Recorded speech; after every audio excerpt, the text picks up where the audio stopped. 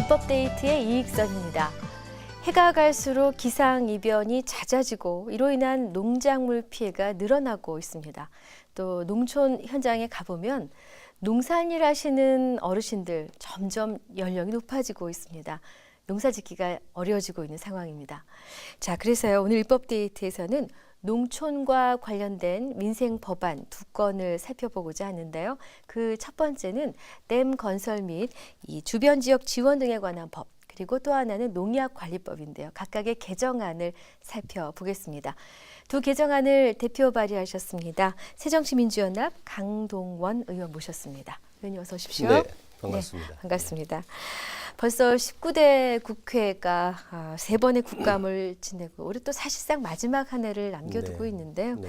의원님께서 보낸 지난 3년간의 의정 활동이 어떠셨는지 그 소회를 좀 듣고자 하고요. 또 더불어 새해 소망도 말씀해 주십시오.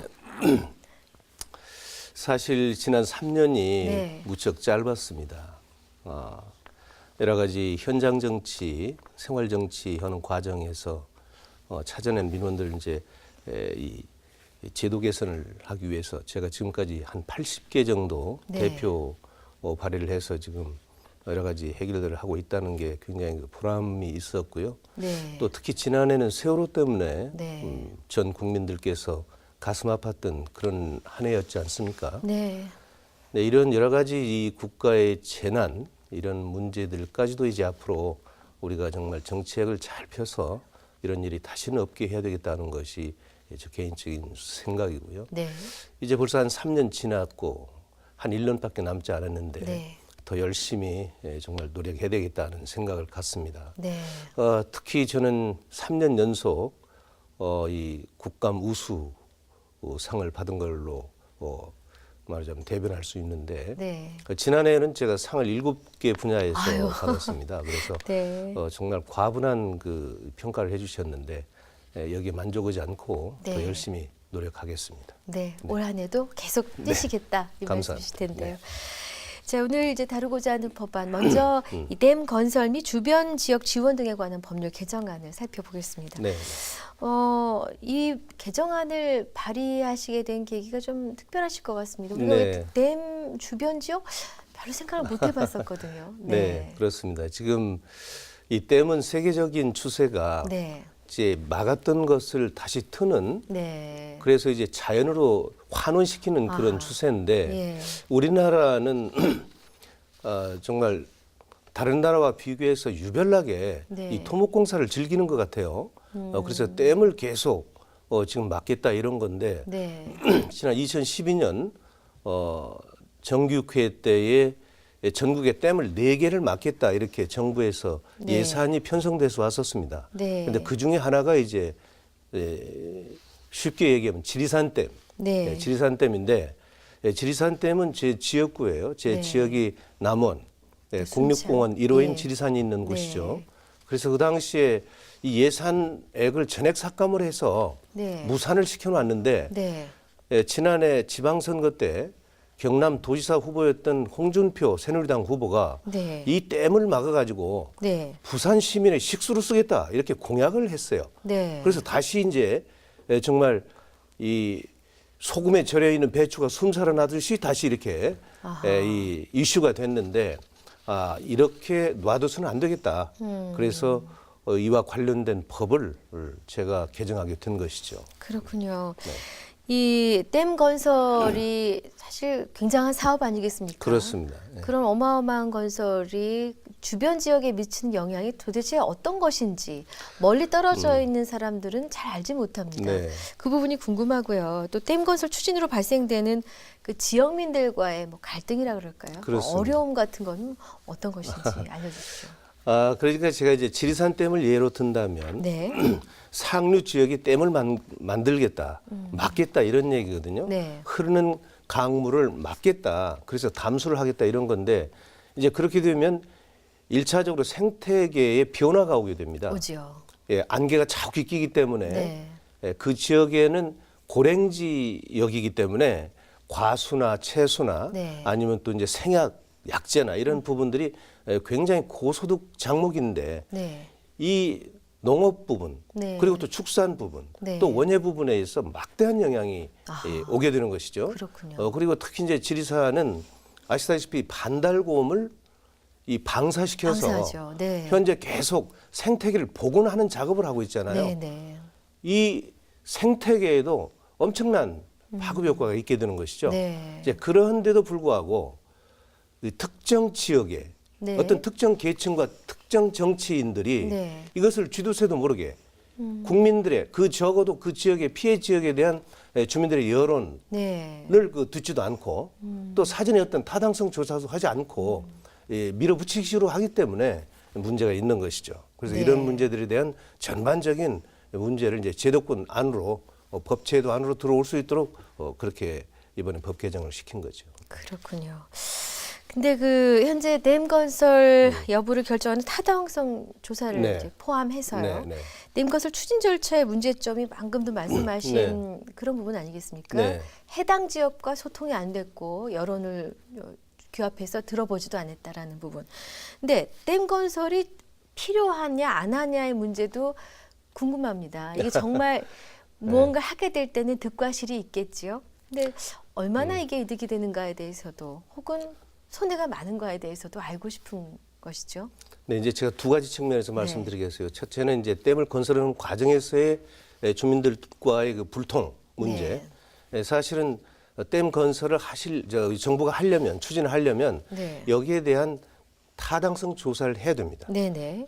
정말 타당하다라고 하는 결론이 나오게 되면 네.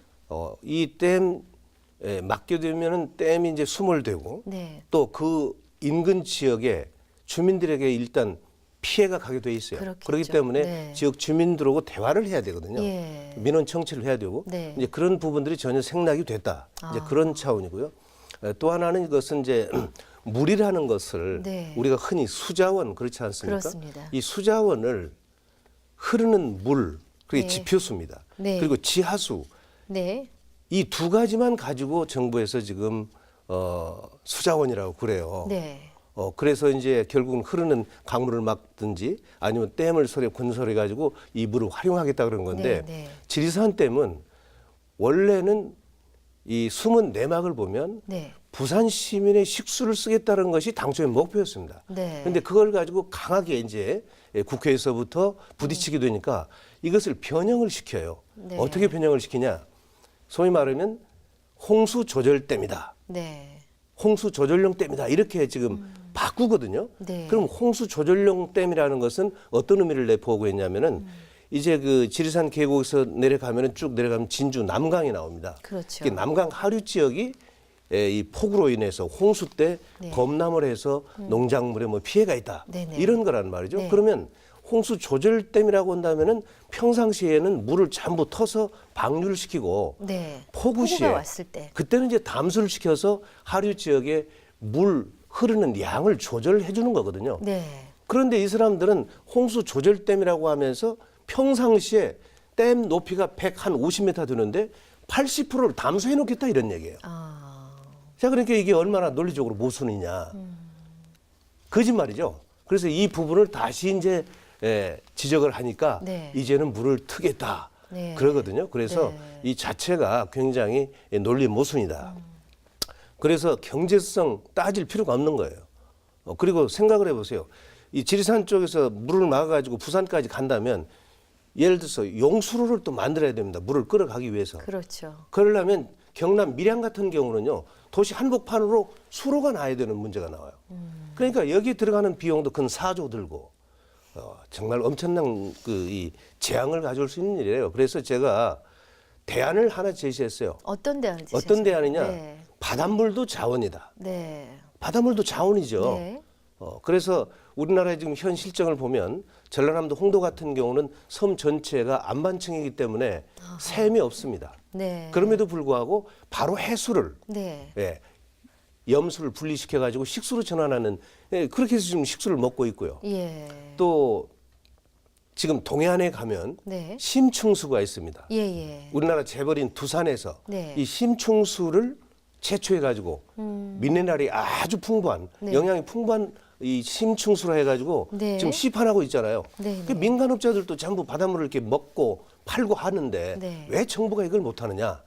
그래서 제가 이것을 2012년도에 강하게 이제 얘기를 해가지고 네. 사실은 부산시 기장구 네. 거기에 지금 이 바닷물을 식수로 전환할 수 있는 공장을 지었습니다. 아하. 그래서 금년 1월 1일부터 네. 식수로 기장구부터 지금 전환시키는 그 그렇군요. 작업이 진행이 되고 있거든요. 네. 그러니까 우리가 이 모든 것을 연구하면 네. 답을 찾아낼 수가 있어요. 네. 예, 그런 차원에서 정부의 정책은 일방적으로 밀어붙이는 토목공사다. 저는 그렇게 보는 것입니다. 좋습니다. 그럼 이 개정안에 담긴 핵심 내용은 어떤 것입니까? 이제 핵심 내용은 그겁니다. 일단 댐을 건설하려고 계획을 세우면 네. 1차적으로 타당성 조사를 해서 그 결과를 공개해라. 지금까지는 공개하지 않았거든요. 아, 공개해라. 네. 예. 그리고 두 번째는 이제 이 댐이 막아짐으로 인해서 수몰 지역이 생기고 네. 이제 수몰 지역이 생기는 것과 동시에 이 만수일 네네. 때 예를 들면 뭐 폭우가 쏟아졌다든지 홍수가 있다든지 할 예. 때 평상시에도 만수일을 기점으로 해서 상류 10km 지역까지도 확대를 해가지고 네. 그 지역에 있는 모든 그 생태계의 그 변화에 대한 추계 네. 그리고 그 지역에 살고 계시는 지역 주민들과의 민원을 해소하는 차원에서 의견을 수렴해라. 네. 그것이 주요 골자입니다. 그렇군요. 네. 개정안이 발효되면 앞으로 댐 건설 추진 절차에서 뭔가 한 가지가 더 생기네요. 한 2단계 정도가 더 그렇습니다. 생긴다고 봐야 될 텐데. 이제 그럼에도 불구하고 이제 사전 타당성을 네. 조사하고 의견을 수렴하는 절차가 네. 지난해 사실은 시행을 하고 있어요. 아하, 그런데 예. 이게 지금 그 심의위원들 한 18명 정도 되는데 이분들 중에요. 네. 정부 기관의 이 공직자가 8명입니다. 각 네. 부처에 이해관계가 있는 네. 그리고 뭐 무슨 전문가 집단이다 교수다 해서 18명이 구성이 되어 있는데 네. 정작 지역 민원인들, 주민- 네. 지역민들의 목소리를 대변할. 대변할 수 있는 사람은 한 사람도 할애를 하지 않고 있어요. 아, 네, 그래서 이런 문제들을 이제 보완하는 것이죠. 그렇군요. 네. 혹시 뭐 걸림돌은 없습니까? 걸림돌이 뭐 있겠습니까? 네. 예, 이제 저희 국토위원회에서 이 문제를 네. 잘 법안 심사를 해서 통과한다면 네. 오히려 정부에서도 더 논리적이고 네. 합리성을 확보할 수 있는 명분을 찾을 수 있는 거죠. 그렇군요. 예. 좋은 결과가 있으셨으면 네. 좋겠습니다. 감사합니다. 네. 자, 다음 소개할 법안이 농약관리법 개정안입니다. 네, 농약관리법. 네.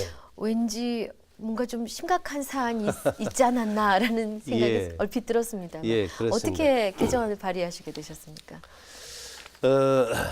사실은 제가 이 법을 발효한 것은 네.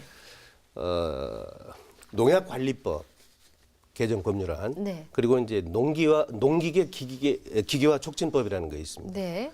그리고 비료관리법 이 세 개를 같이 묶어서 지금 발의를 했는데 네네. 지금 이것은 어떤 의미가 있냐면요. 농촌에서 농사를 짓는데 가장 필요한 게 농업 자재입니다. 네. 농업 자재 중에서 가장 큰 비중이 말하자면 비료, 농기계, 네. 농약 예. 이런 거죠. 네. 그런데 이 비료와 농약, 농기계의 생산 원가가 얼마인지를 몰라요. 생산 원가를 밝혀라 그러면은 네. 영업 비밀이다 해서 밝히지 않고 있습니다. 네. 자, 그런데 가격은 천정부지로 뛰고 있어요. 네네. 가격은. 네. 그래서 지난 2011년 12월 달에 네. 1차로 비료가 그동안에 값이 너무 뛰었는데 네. 그 원인을 조사해 놓고 보니까 근 20년 동안 비료 만드는 회사들이 담합을 했어요. 담합을 했는데 거기에서 주도적으로 담합을 한 그 비료 회사가 어디냐? 네. 남해화학이라는 건데 네. 이 남해화학의 비료 회사는 농협의 자회사입니다.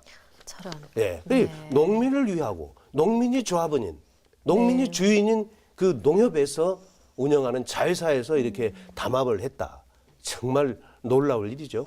이게 그 당시에 공정거래위원회에서 밝힌 것만 하더라도 1조 4천억 원의 부당 편취를 했다.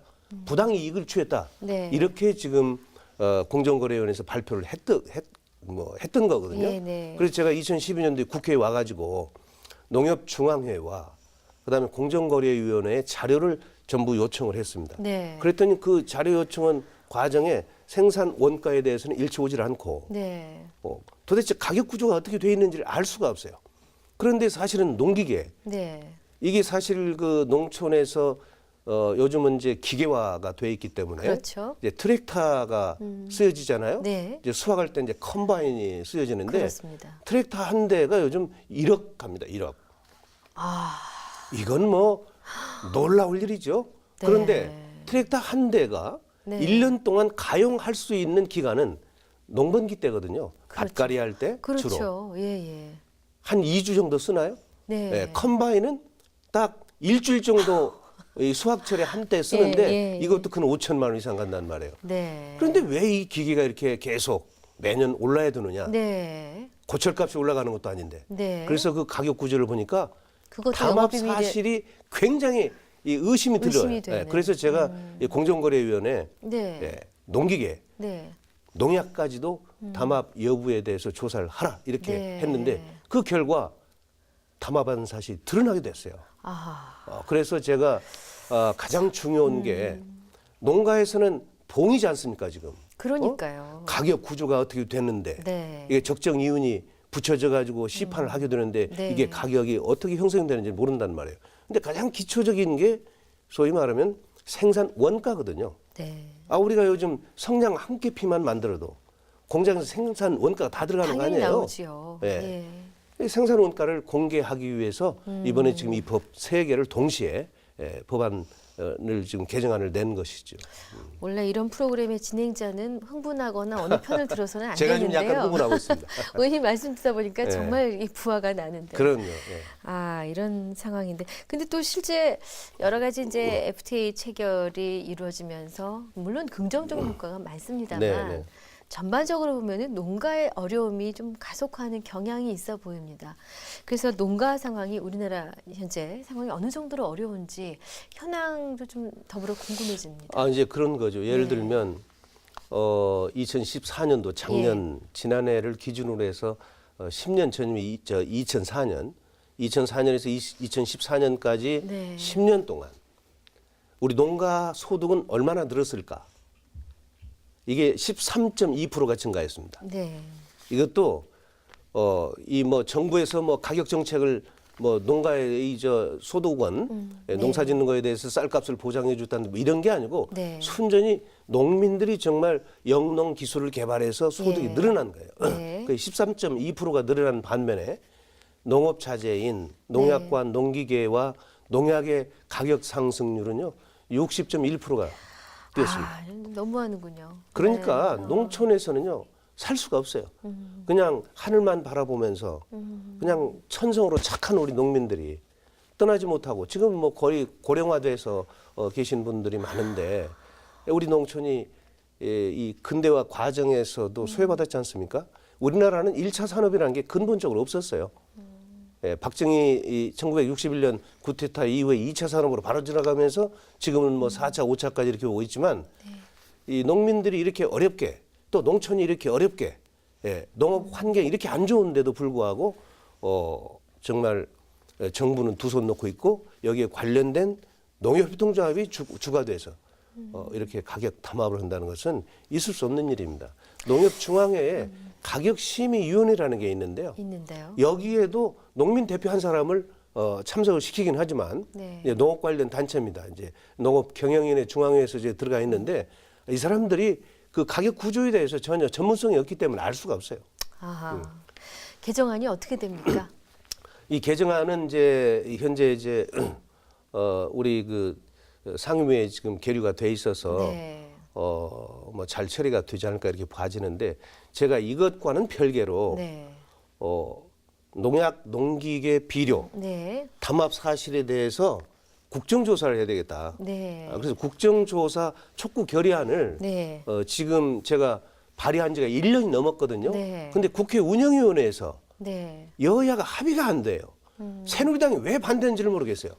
새누리당에도 농촌 출신 국회의원들이 있을 텐데 우리 농민들의 아픔인 이 농약과 농기계 비료의 담합 사실에 대해서 국정조사를 하자는데 지금 국회 운영위원회에서 이것을 처리를 않고 있어요.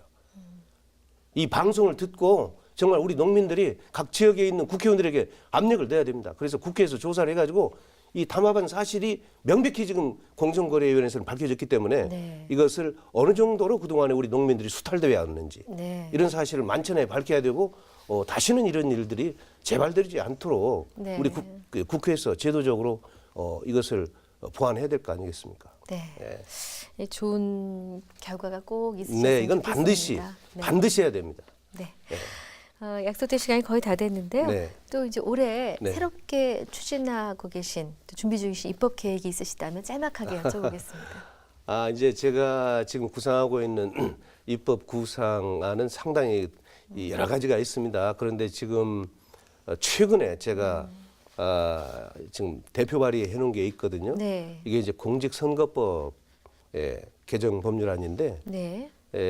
지금 대통령 선거에서부터 지방선거까지 매번 네. 선거가 있게 되면 항상 부정선거의 시비가 뒤따라왔어요. 예. 그래서 이것을 근본적으로 차단하기 위해서 네. 수개표 하자. 이 법안을 지금 내놨는데 이것은 무슨 얘기냐면 일단 투표소에서 투표가 종료가 되면 네. 투표함을 봉인을 해가지고 투표함을 개표소로 이동을 하지 않습니까? 그렇죠. 그럼 그동안에 이동하는 과정에서도 잡음이 항상 있었어요. 네. 함이 뭐 바뀌어졌다는 등, 함이 뭐 개함이 됐다는 등, 네, 그래서 뭐 그냥 몰표가 들어갔다는 등 이런 그 의구심들이 많이 또 이 제기도 했었는데 네. 또 이 투표소에서